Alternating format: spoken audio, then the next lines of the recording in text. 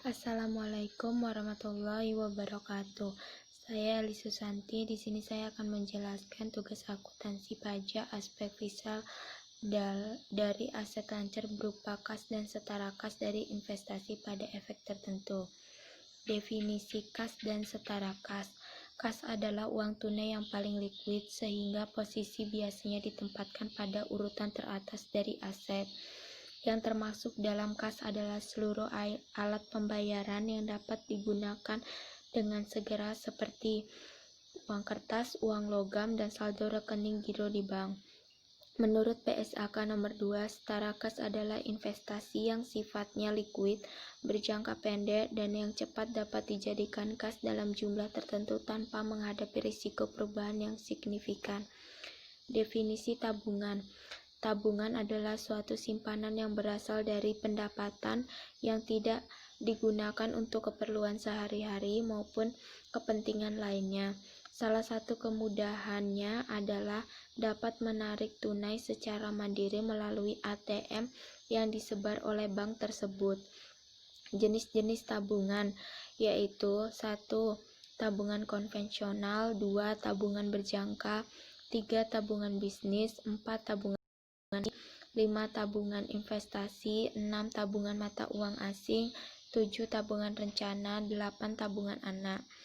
Klasifikasi pada efek tertentu.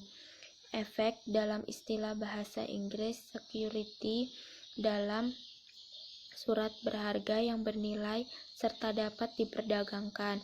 Penyajian dan pengungkapan investasi pada efek tertentu menurut IAI dalam SAK etap harus melaporkan semua efek yang diperdagangkan sebagai aktiva lancar efek dalam kelompok dimiliki hingga jatuh tempo dan efek dalam kelompok tersedia untuk dijual disajikan sebagai aktiva lancar atau aktiva tidak lancar. Berdasarkan keputusan manajemen dalam laporan arus kas yang digunakan untuk atau berasal dari pembelian, penjualan, dan jatuh tempo, efek dalam kelompok tersedia untuk dijual dan dimiliki hingga jatuh tempo harus diklasifikasikan sebagai arus kas aktivitas investasi dan laporan sebesar nilai bruto untuk setiap kelompok efek di dalam laporan arus kas. Klasifikasi investasi pada efek tertentu. Lembaga keuangan, bank, koperasi kredit, lembaga pembiayaan, dan asuransi.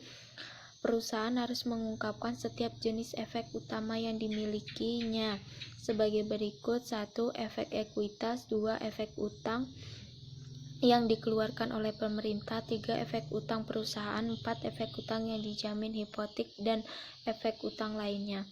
Perlakuan akuntansi pajak investasi pada efek utang dan ekuitas.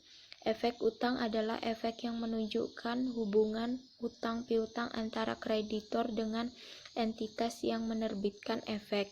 Efek ekuitas adalah efek yang menunjukkan hak kepemilikan atas suatu ekuitas atau hak untuk memperoleh, misalnya opsi beli, atau hak untuk menjual, misalnya opsi jual kepemilikan tersebut dengan harga yang telah atau akan ditetapkan.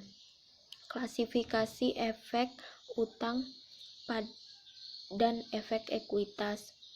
Pada saat pemerolehan, perusahaan harus mengklasifikasikan efek utang dan efek ekuitas ke dalam salah satu dari 3 kelompok berikut ini: 1. Dimiliki hingga jatuh tempo, 2. Diperdagangkan, 3. Tersedia untuk dijual. Wassalamualaikum warahmatullahi